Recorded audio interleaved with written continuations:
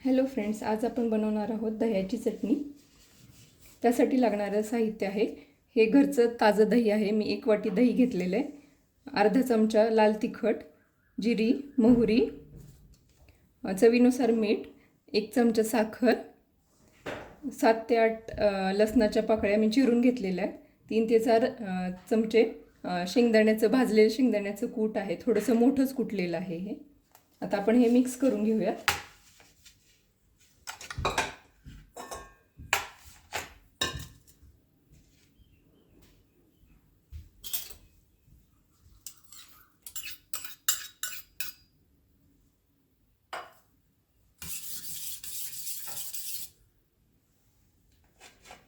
आता आपण याच्यामध्ये अर्धा चमचा लाल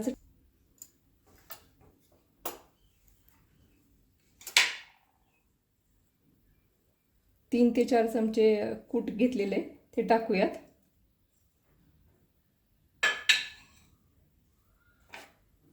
मीठ टाकूयात चवीनुसार,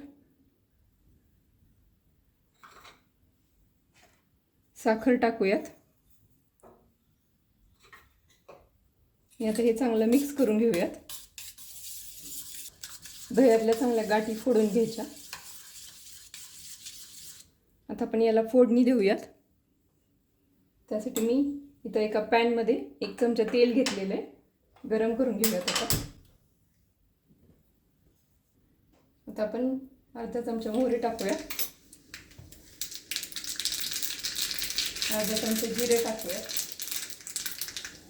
लसूण टाकूया,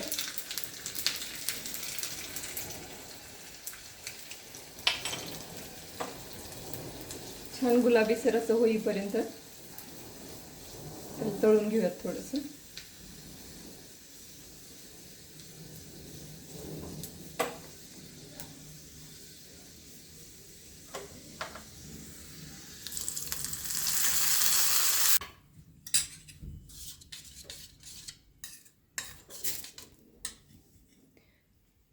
आपली ही दह्याची चटणी तयार झालेली आहे। तुम्हाला ही चटणी कशी वाटली ती मला कमेंट करून नक्की सांगा आणि माझ्या चॅनलला लाईक, शेअर आणि सबस्क्राईब करा।